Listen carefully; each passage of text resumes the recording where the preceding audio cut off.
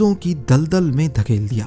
Barney को school छोड़कर factory में मजदूरी करनी पड़ी ताकि अपने बाप के कर्जे अदा करने में उसका सहारा बन सके।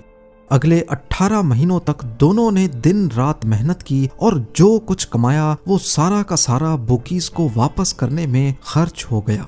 ये वो वक्त था जब बार्नी ने जुए के खतरनाक और तारीक पहलू को बहुत करीब से देखा।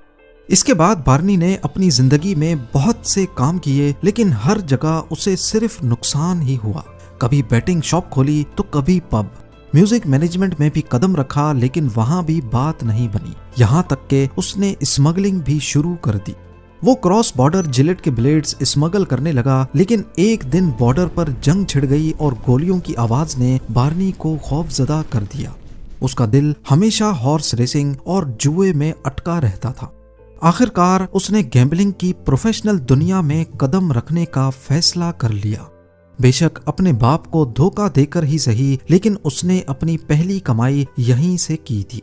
1975 तक उसने गैम्बलिंग की दुनिया में खूब लूट मार मचाई। कई बार उसकी ट्रिक्स काम कर जाती थीं, कभी वो कर्जों तले डूब जाता था। नौबत यहाँ तक आ पहुंची कि बुकीज अब बार्नी का नाम सुनते ही घबरा जाते थे।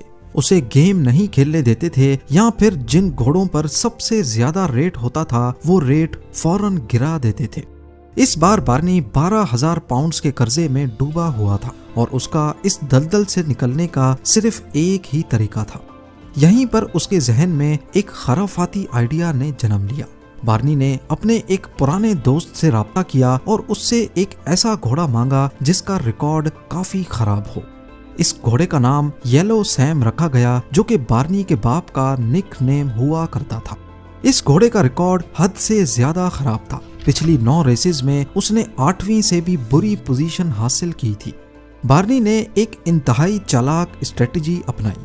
उसने घोड़े को जानबूझकर ऐसी जमीन और ऐसी रेसेस में दौड़ाया जो उसके मिजाज के खिलाफ हों। इससे येलो सैम की ऑफिशियल रेटिंग मजीद कम हो गई, यहाँ तक कि वो हैंडीकैप रेसिंग के लिए एलिजिबल हो।